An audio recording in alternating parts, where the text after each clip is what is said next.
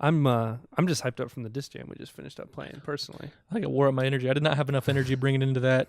You started high. Welcome to the couch, everyone. You started high, and then it just kind of like...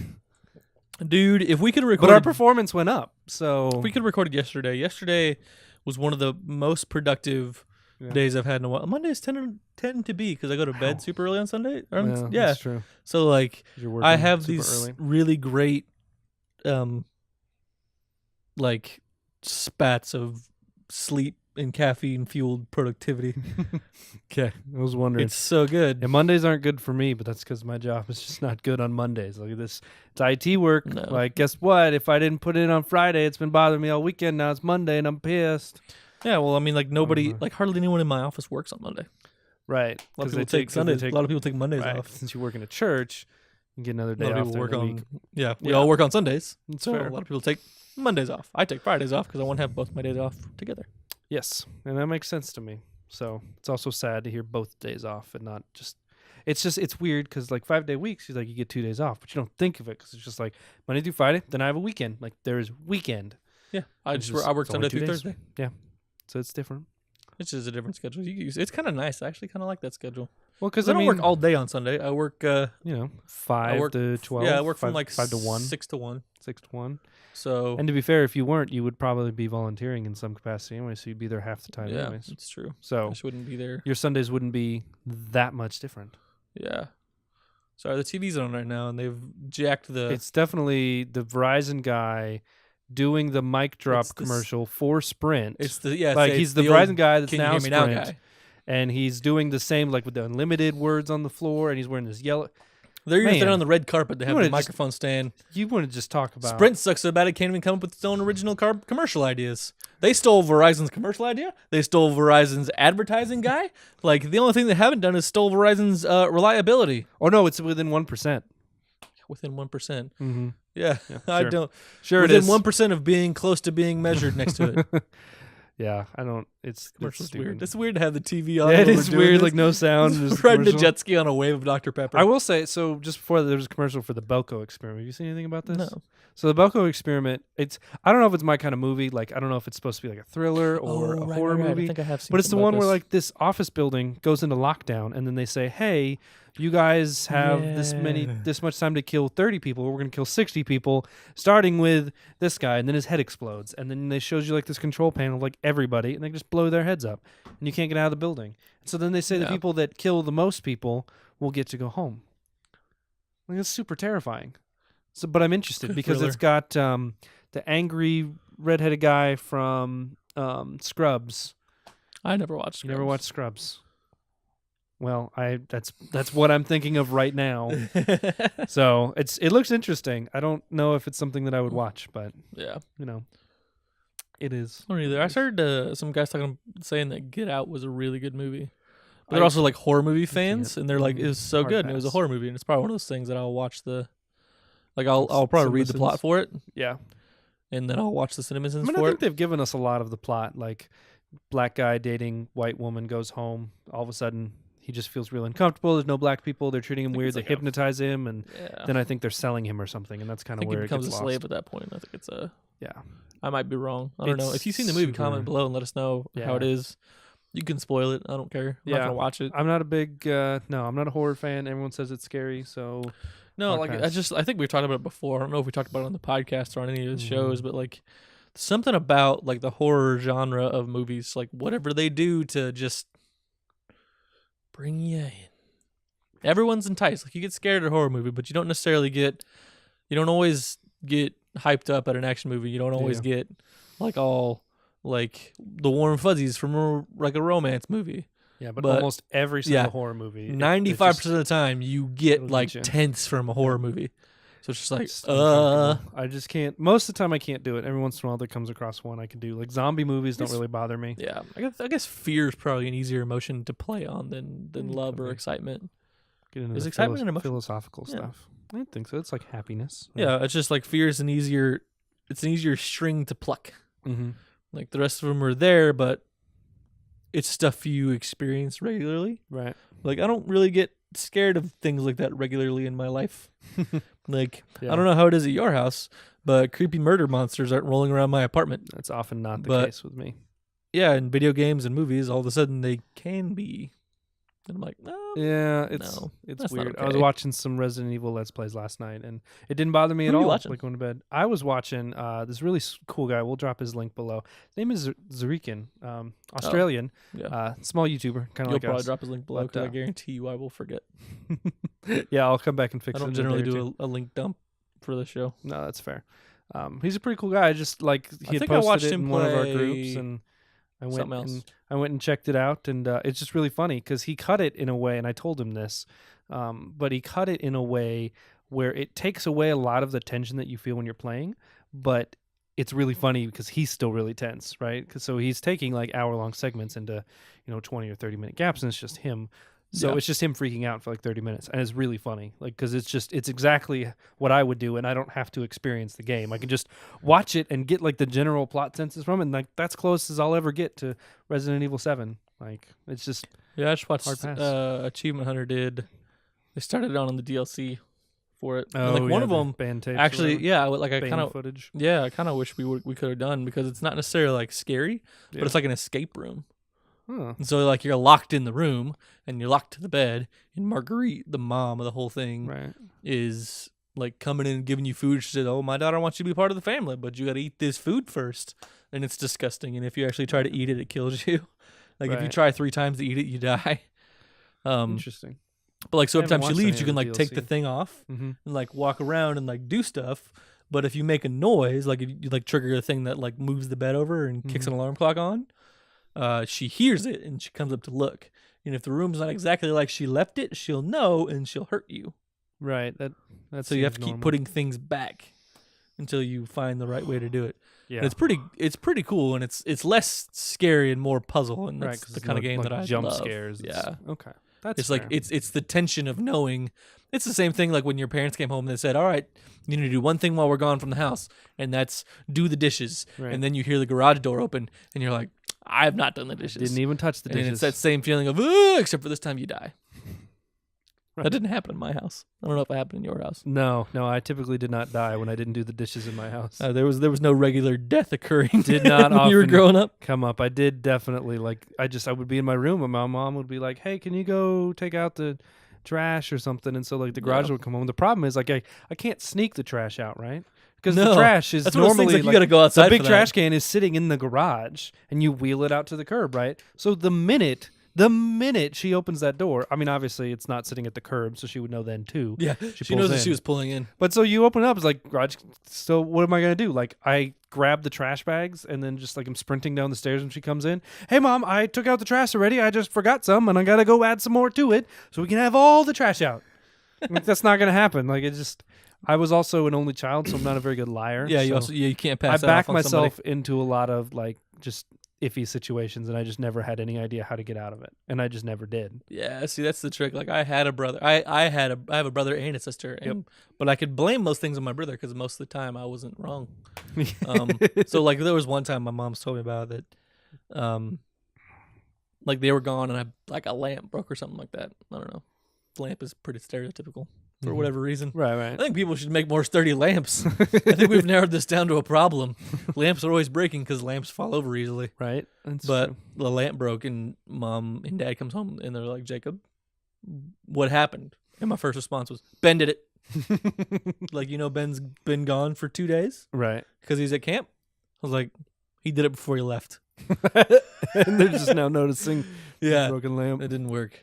No, Shocker. I think the worst, not necessarily the worst kind of like punishment, but the worst kind of immediate repercussions is when mom was like, "All right, preheat the oven to whatever temperature, so when I come home we can just cook food and eat in 20 minutes." Yeah. And then you forget, or she said, "All right, at whatever time, put this food in the oven on this temperature, and by the time I get home, it'll be ready to eat." And she's coming home in like 2 hours. Yeah. And so you forget to do that, and you're like, "Well, crap, now we don't have dinner." And then the garage door opens and you just go and quickly put in the temperature. Bing. And then she's like, "What? That's weird. Why isn't it ready?" "I don't know. I did it like half an hour ago, Mom. I I just know, I did it when you told me to. see now stoves have like a timer. So like you start the you set what you want it to bake to, and then it sets a timer, and then it'll just go off when it's ready. right? So before you would just set the thing, and then it would just slowly count up, or it would just sit there and wait. But like, Oh, you mean the preheat? yeah, like preheating. I was like, ovens have Oh, had you mean timers something for a else. long time, Oh, James. I see what you're saying. Okay, yeah, That's where I was getting thinking preheating. confused.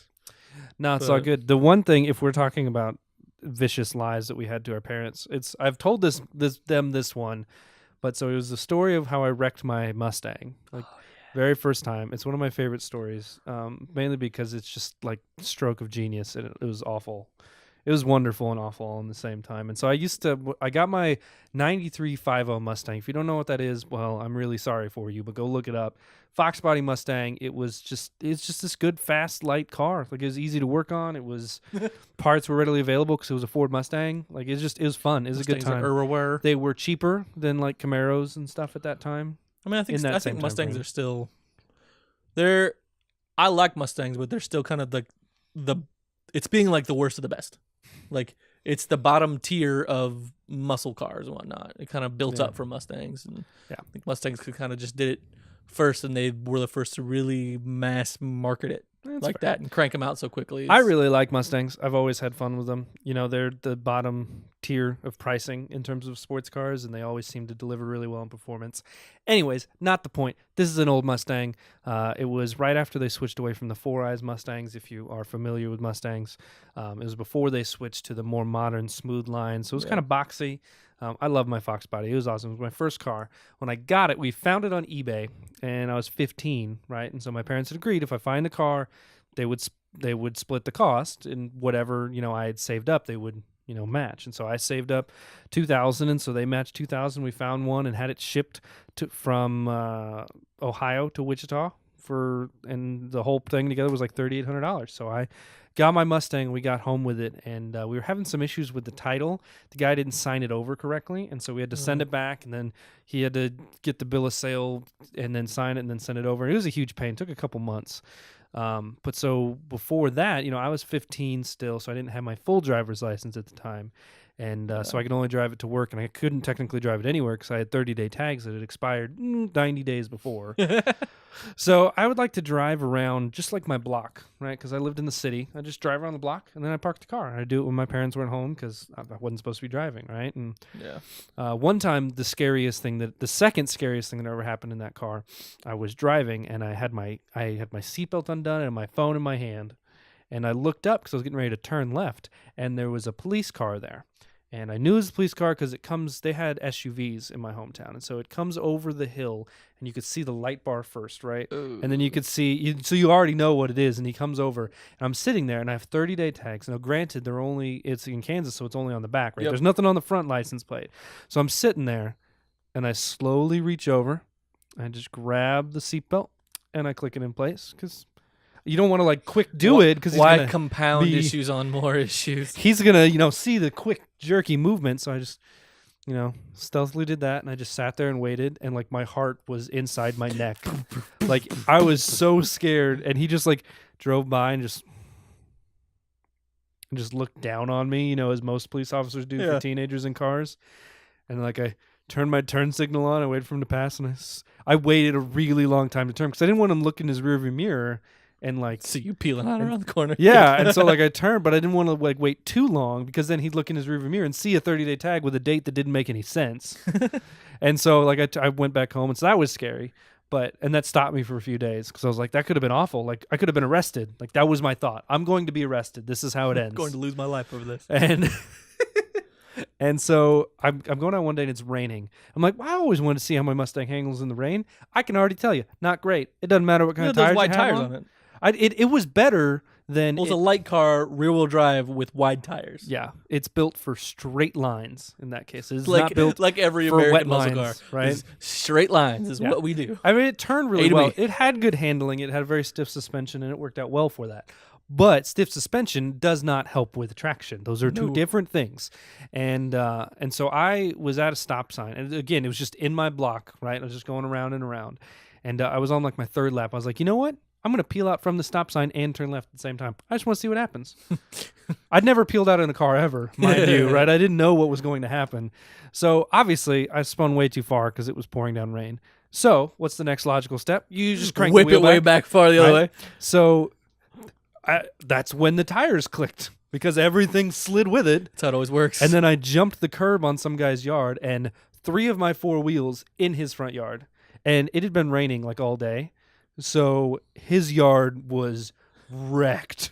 Like there was mud everywhere. Oh, man. And then I tried to back out, and I like started slipping for a little, like just like a little bit, so it kicked some dirt and mud, made a bigger hole, and I got out.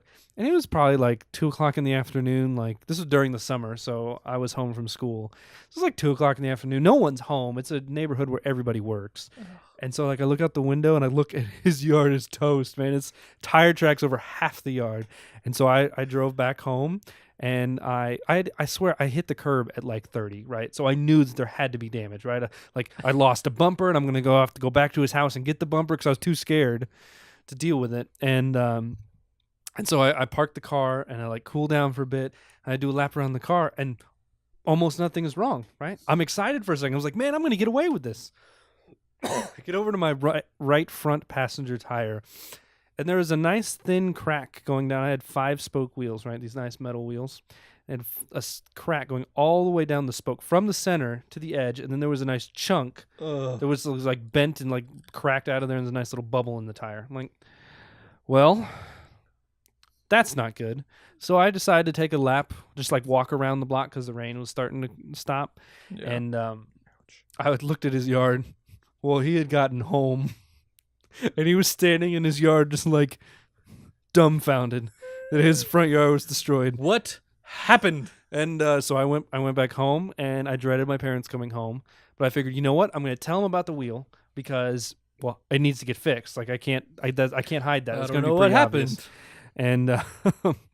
And so they asked me what happened, and I told them I had heard that there were supposed to be severe storms that day, and my car sits outside the garage. And well, since Mom and Dad were gone, the car that normally is in the garage was gone. So I thought I could just get my car out and go park it in there, so that way I wouldn't have any hail damage. Yeah. That checks out. That makes sense. Fair play. So my dad asked where the wheel damage came into play. And would you quit messing with that? I can't. And he asked where the wheel damage came into play, and I said, well, when I was backing out, my shoe was wet from being in the water, and it slipped off the brake and punched the gas. Not the craziest thing that could have happened, right? Not the most solid story you could have told. I'm an only child. I was 15. I was freaking out. Okay, and so I told him like I punched it, and I ended up sliding off the curb and like banged down off the curb. And that's what happened. So and he was like, well, why didn't you put it in the garage? I was like, well, because I was so scared that I hurt something. I just wanted to put it back in place and check. And so he was like, okay. I was like, oh, is it going to work? Is he going to buy it? And so he's like, all right, come on, let's go outside. I'm like, crap, what are we going to go outside for? And he looked at the wheel a bit and saw some like the scuff marks on it. And so he was like, come here, we'll go check the curb. And if you really did drop off the curb, like you said it did, there should be some significant damage to the curb, don't you think? I was like, yeah, that makes sense. And so I give him some distance while he's walking to the curb, right? So I can be a bit farther Looking away. for the nearest thing to protect yourself. Right? And he gets there and he looks down and he's got this smirk because he already knows he's not going to find anything, that right? You're wrong. And he's just like, man, I'm going to find him. I'm going to get him. And he got down there. I swear there was a gash this long in the curb with like a chunk taken out about this deep into it. He just had never checked the curb before, so he would never know that was already there. And so, like, I can't see it yet. And so I watch his face turn from, like, this smile. He's like...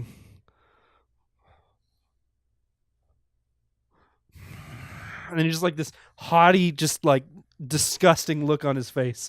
He doesn't say a word, and he just storms back inside. I'm like, what? So I go over and look, and it's like I started crying. And so I went back inside, and Mom was like, all right, what did you find here? He was like, there's damage on the curb. And Mom just like, she couldn't even believe it. And so we took the car to like our car dealer guy, and we asked him, he says, yeah, it kind of looks like somebody hit a curb going 30. But they couldn't prove it because like they didn't know, and they couldn't punish me because there's evidence that it happened. It'd been really funny if the guy that worked at the dealership also was the guy's yard you had gone in. He's just like, man, these kind of look the same. So I didn't end up getting grounded from it. Because they couldn't prove it, so they can't really punish me. I did end up having to pay for the wheel myself, and it ended up sidelining my car for a couple months because it was hard to find those wheels. But yeah, that was fun. I didn't tell him the truth for. It was after college. I was dating my wife at the time. It's been like 6 or 7 years. And so like we were just sitting around the table talking one night and talking about ridiculous stories. And so I explained it to him, and like the weight lifted off my dad's shoulders because they always knew that I lied, but they just could not at night understand how it happened. I imagine him just like raging in the bathroom at night, just be like, "How did he do it? What's wrong with that idiot?" I know this episode went a little long, but that's just one of my favorite stories. Yeah. And it's the only time I ever kind of got one over on my parents. My parents are very smart people, so they are lovely people. I love them. Should they happen to be watching this show?